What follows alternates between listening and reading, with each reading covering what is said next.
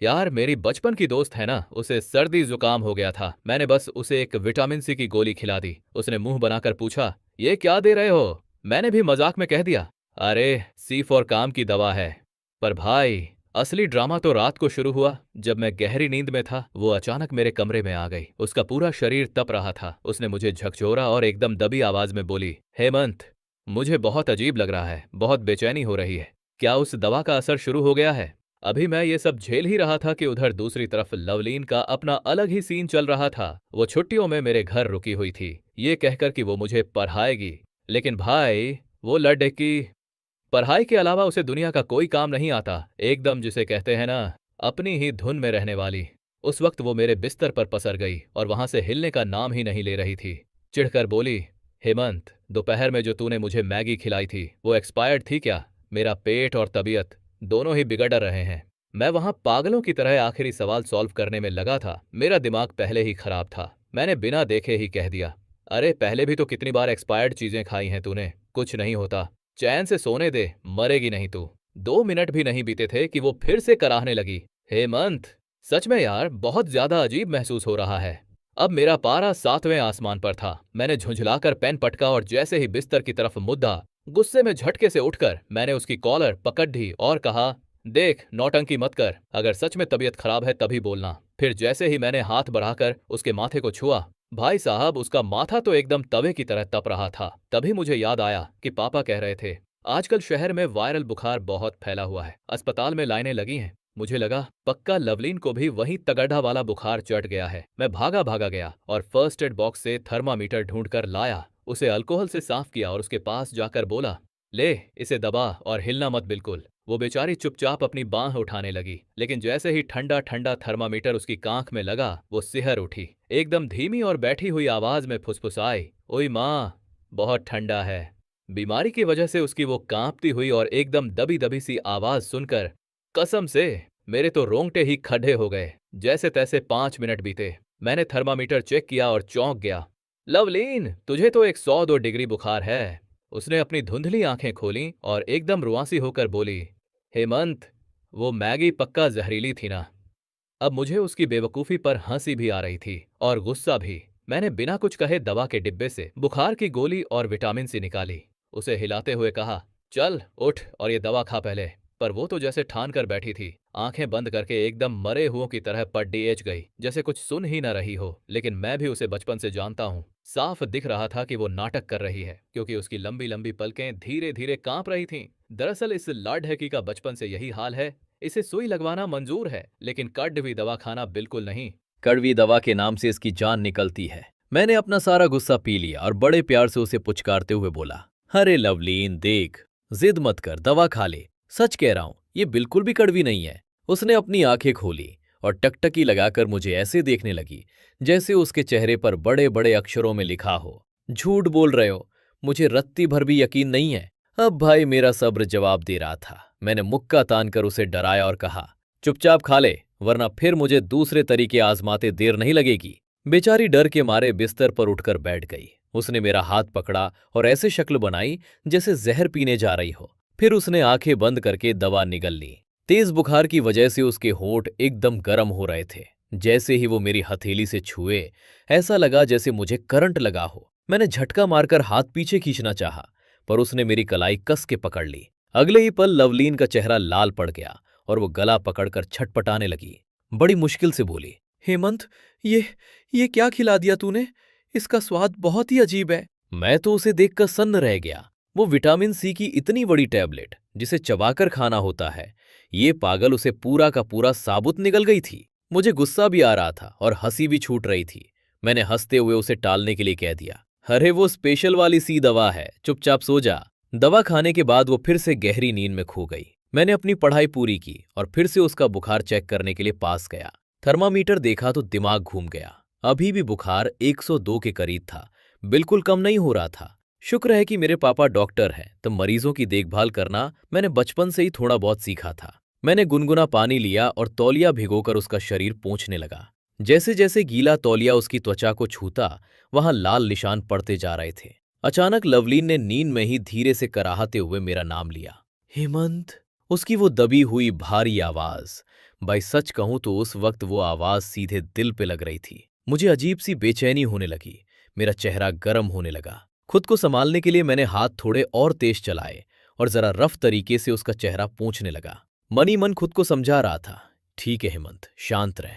अब तू उसे पसंद नहीं करता, सब खत्म हो चुका है। देखा जाए तो हमारा रिश्ता भी अजीब है। हम दोनों 3 साल की उम्र से साथ हैं। उसे दादाजी ने गोद लिया था और मुझे मेरे पापा ने। पूरा बचपन हमने एक साथ एक ही घर की छत के नीचे बिताया है। हाई स्कूल के वो दिन याद आए जब वो रोज मेरी क्लास के बाहर खड़ी होकर मेरा इंतजार करती थी। पूरे स्कूल में ये अफवाह उड़ गई थी कि हमारे बैच की टॉपर और स्कूल क्वीन लवलीन इस हेमंत के पीछे पागल है। सच कहूं तो वो उम्र ही ऐसी थी। उस वक्त मुझे भी एक पल के लिए लगा था कि शायद शायद मैं उसे पसंद करने लगा हूं। पर फिर मैंने उसे 2-4 बार आजमाया और समझ आ गया कि भाई इसके दिमाग में पढ़ाई के अलावा और कुछ नहीं है। बस उसी वक्त मैंने अपने दिल को समझा लिया और उन जज्बातों को वहीं दफनन कर दिया। रात ये करीब 2 बज रहे थे जब उसका बुखार आखिरकार कम हुआ। मैं थकान से इतना चूर था कि मेरी आंखें बंद हुई जा रही थीं। मैंने उसे झकझोरा, पानी पिलाया और सीधे बोल दिया, चल अब अपने कमरे में जा और मुझे सोने दे। उसके जाते ही मैं बेड पर गिरा और जैसे ही आंखें लगीं तभी नींद में ही मुझे महसूस हुआ कि मेरे कान के पास कोई बहुत तेजी से सांस ले रहा है। भाई साहब, डर के मारे मेरी रूह कांप गई। मैंने बिना देखे ही एक जोरदार हाथ घुमाया। तभी ये चीख सुनाई दी। देखा तो लवलीन अपना सिर पकड़े मेरे बगल में गिरी पड़ी थी। आह, बहुत दर्द हो रहा है, वो करा रही थी। मैं अपनी धड़कनें संभालते हुए चिल्लाया, लवलीन, तू पागल हो गई है क्या? मारना चाहती है मुझे? उल्टा उसने मुझे डरा दिया था और अब खुद ही मुंह फुलाकर बैठ गई। फिर अचानक उसने अपने हाथ मेरी कमर के चारों तरफ लपेट लिए और बिल्कुल चिपक कर बैठ गई। एकदम अजीब सी आवाज में बोली, हेमंत, मुझे बहुत बेचैनी हो रही है। क्या उस दवा का असर शुरू हो गया है? मेरा तो दिमाग ही चकरा गया। मैंने चिल्लाकर पूछा, अरे कौन सा असर? क्या बोल रही है तू? वो लड़खड़ाती हुई आवाज में बोली, वही दवा जो तूने मुझे खिलाई थी। मुझे कभी बहुत गर्मी लग रही है तो कभी बहुत ठंड। पूरा शरीर जैसे टूट रहा है। भाई ये सुनते ही मेरा चेहरा गुस्से और शर्म से लाल हो गया। मैंने उसे धीरे से पैर से धक्का देकर बिस्तर से नीचे गिरा दिया और चिल्लाया, दिमाग खराब हो गया है क्या तेरा? बुखार में मती मारी गई है क्या? मैं मजाक कर रहा था और तूने सच मान लिया। लवलीन वही जमीन पर बैठी रह गई। उसकी आंखों में वो चमक नहीं थी, एकदम पथराई हुई सी लग रही थी। चेहरा सुर्ख लाल, लेकिन होठ बिल्कुल सफेद पड़ चुके थे। उसे देखकर साफ लग रहा था कि वो होश में नहीं है, बस बार बार मेरा ही नाम बुदबुदा रही थी। मैंने उसे आज तक इतना बीमार कभी नहीं देखा था। अचानक मेरे दिमाग में वो खबरें घूमने लगीं जो इंटरनेट पर आती हैं कि कैसे तेज बुखार में लोग कोमा में चले जाते हैं या कुछ और बुरा हो जाता है। सच कहूं तो अब मेरी सिकटी पिट्टी गुम हो रही थी। मैं हड़बड़ाकर बोला, देख तू चुपचाप लेट जा, मैं अभी पापा को फोन लगाता हूं। उसने बस एक हल्की सी की आवाज निकाली और पागलों की तरह लड़खड़ाते हुए उठी और सीधे मेरे तकिए पर सिर रखकर ढेर हो गई। मैंने एक के बाद एक पापा को 4-5 फोन किए पर उन्होंने फोन नहीं उठाया। 1 मिनट के लिए तो मैं सुन्न पड़ गया कि क्या करूं।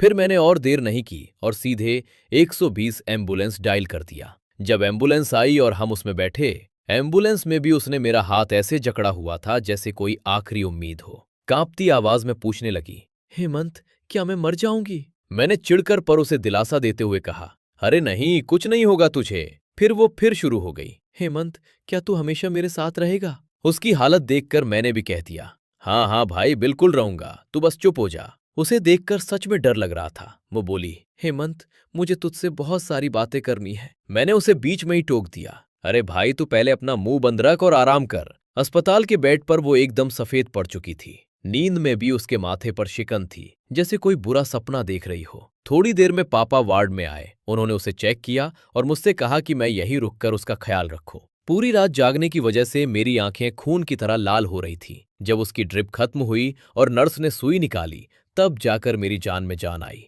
मैं वहीं उसके बेड के किनारे सिर रखकर बस सुस्ताने ही लगा था कि मुझे महसूस हुआ कि किसी ने बड़े प्यार से मेरे ऊपर चादर डाल दी है। मुझे लगा शायद पापा होंगे, इसलिए मैंने आंखें खोलने की जहमत भी नहीं की। पर तभी किसी की गर्म उंगलियों ने बहुत धीरे से मेरे गाल को छुआ और फिर तुरंत पीछे हट गईं। अगली सुबह मेरी आंख तब खुली जब उस आफत की पुड़िया ने शोर मचाना शुरू कर दिया। ये लड़की भी ना, आंख खुलते ही फिर से मुझे टॉर्चर करने पर उतर आई थी। सुबह उठते ही उसने अपना वही पुराना बेचारी वाला चेहरा बना लिया और मेरी तरफ देखने लगी। कहने लगी, हेमंत, मुझे बहुत प्यास लगी है। मैंने पास रखा हुआ थर्मस उठाया और उसकी तरफ बढ़ाया। पर उसने हाथ तक नहीं हिलाया। मुंह बनाकर बोली, मेरे हाथ में वो सुई लगी है ना, बहुत दर्द हो रहा है यार। अब क्या करता? मजबूरी में मैंने खुद अपने हाथों से उसे पानी पिलाया। पानी पीते ही उसकी अगली फरमाइश तैयार थी। हेमंत, मेरा सेब खाने का मन कर रहा है। मैंने मन ही मन खुद को समझाया, हेमंत शांत रह, ये बीमार है, अभी इस पर हाथ नहीं उठाना।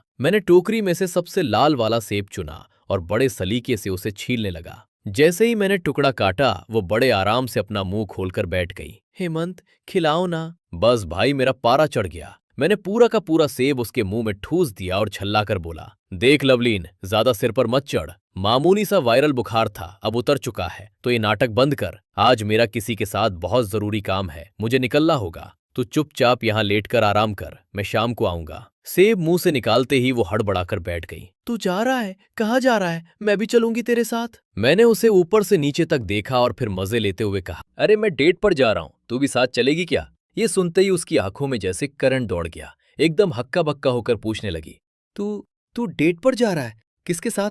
लड़का है या लड़की? अब भाई इसे कौन समझाए। मैंने उसे बताया कि कॉलेज के एक सीनियर ने मेरी पहचान फिजिक्स डिपार्टमेंट की एक सीनियर से करवाई थी। हमारी पिछले कुछ दिनों से चैटिंग चल रही है और हमारी काफी जमती भी है। उसने कहा था कि वो आज यहाँ घूमने आ रही है, तो हमने मिलने का प्लान बना लिया। अब जाहिर सी बात है, ऐसी जगह मैं इस कबाब में हड्डी को तो साथ ले जा नहीं सकता था। मैंने हंसते हुए कहा, अरे बेवकूफ, लड़की ही है और कौन होगी। तू बस अपनी इस लकड़ी जैसी बुद्धि को आराम दे और चुपचाप यहाँ पड़ी रहे। तेरा भाई शाम तक लौट आएगा। पूरी रात अस्पताल में जैसे तैसे गुजारने के बाद मैं घर जाने के लिए उठा।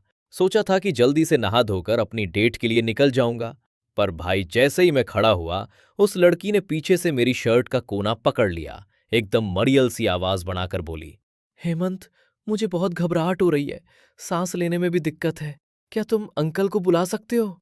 मैंने घड़ी देखी, सोचा अभी टाइम है, चलो बुला लाता हूं।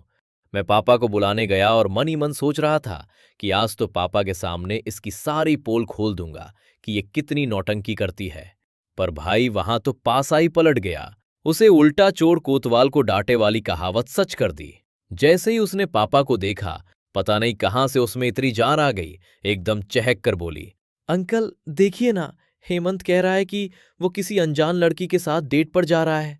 मेरी तो आंखें फटी की फटी रह गईं। मन तो किया कि वहीं इसे दो चार लगा दूं। तभी पापा ने पीछे मुड़कर मुझे देखा। भाई साहब, उनकी आंखों में जो गुस्सा था, लगा जैसे अभी मुझे कच्चा चबा जाएंगे। पापा बोले, क्यों हेमंत, आजकल तेरे पंख कुछ ज्यादा ही नहीं निकल आए हैं? तभी मेरी नजर उसके उस हाथ पर पड़ी जिसमें सुई नहीं लगी थी। वहां दांतों के गहरे निशान थे। वो मासूमियत से बोली, ये मैंने खुद को काटा है, बहुत दर्द हो रहा था ना मुझे। पापा ने तो साफ फरमान सुना दिया था कि मुझे एक पल के लिए भी इसे अकेला नहीं छोड़ना है। अब भाई मेरा तो पूरा मूड ही खराब हो चुका था। पूरा दिन मैंने उसे एक बार भी सीधे मुंह जवाब नहीं दिया। खैर, आखिरी बोतल चढ़ने के बाद हमने दवाइयां ली और वो भीगी बिल्ली बनकर मेरे पीछे पीछे घर आ गई। रास्ते में फिर उसकी खुजली शुरू हो गई। हेमंत, तुम डेट पर कब जा रहे हो? मेरा मन तो ऐसा था कि इसे यहीं गाड़ी से उतार दूं, पर मैंने खिड़की के बाहर देखना शुरू कर दिया, जैसे मुझे कुछ सुनाई ही ना दे रहा हो। वो फिर मिन्नतें करने लगी, अगर तुम जा रहे हो तो क्या मुझे भी साथ ले चलोगे? मैं वादा करती हूं कि मैं बीच में एक शब्द भी नहीं बोलूंगी। अजीब बात यह थी कि उसका बुखार तो उतर गया था, पर अब उसे ऐसी खांसी शुरू हुई कि रुकने का नाम ही नहीं ले रही थी। दो शब्द बोलती और खांसने लगती। मैंने जैसे ही अपना मुंह खोला ये कहने के लिए कि नहीं, मैं तुझे नहीं ले जा रहा, भाई साहब, उसने ऐसी खांसी शुरू की कि लगा जैसे उसका दम ही निकल जाएगा। वो बेचारी खांसते खांसते बिल्कुल दोहरी हो गई थी। भाई उसकी खांसी देखकर तो ऐसा लग रहा था कि अगर मैंने हाँ नहीं कहा तो ये लड़की वहीं अपना दम तोड़ देगी। हमारी हालत देखकर टैक्सी ड्राइवर ने भी चुपचाप अपना मास्क निकालकर पहन लिया। मेरा तो सिर चकराने लगा था। मैंने दांत पीसते हुए कहा, देख लवलीन, तू चाहे अभी खांस खांस कर अपनी जान दे दे, पर मैं तुझे साथ नहीं ले जाने वाला, भूल जा। ये सुनते ही वो पीछे की तरफ लुढ़क गई और धीरे धीरे अपनी सांसें संभालने लगी। मैंने तिरछी नजरों से उसे देखा। उसकी आंखों के किनारे लाल हो रहे थे और पलकों पर आंसू का एक कतरा अटका हुआ था, जो बस गिरने ही वाला था। काफी देर तक सन्नाटा रहा। फिर उसने बड़ी मुश्किल से गला साफ किया और दबी आवाज में बोली, ठीक है, मत ले जाओ। मैं उसे उसके घर छोड़कर आया और सख्त लहजे में कहा, टाइम पर दवाइयां खा लेना। उसने बस एक बुझी हुई सी की आवाज निकाली। वो सोफे पर जाकर लेट गई और एकदम सिमट कर बैठ गई। उसे इस हाल में देखकर न जाने क्यों पहली बार मुझे उस पर थोड़ा तरस आने लगा था। मैं दरवाजे तक पहुंच तो गया था, पर पता नहीं